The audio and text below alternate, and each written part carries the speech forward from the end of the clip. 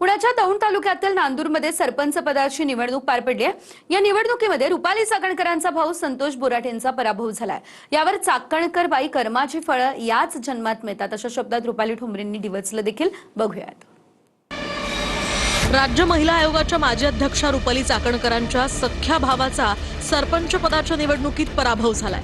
नांदूर ग्रामपंचायतीच्या सरपंच पदाच्या निवडणुकीत संतोष बोराटेंचा पराभव झाला, तर विशाल थोरातांचा 304 मतांनी विजय झालाय।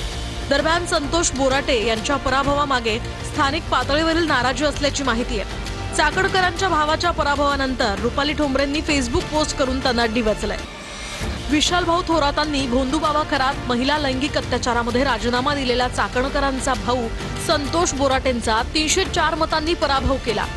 चाकणकर बाई कर्माची फळं याच जन्मात मिळतात। जे जे लोकांसाठी पेरलं ते दाम दुपटीनं लोकांनी आणि कर्मानी परत दिलं बरं का। नांदूर मधल्या ग्रामस्थांचं मतदारांचं मी आभार मानते। काम करणाऱ्या माणसाला म्हणजे विशाल थोरातला निवडून दिलं नाही का या चाकणकरांच्या नुसता तो तामझाम आणि चाकणकरांच्या भावाला त्यांच्या कर्माची फळं, कारण का त्यांचा भाऊ सुद्धा या सगळ्या गोष्टीत सामील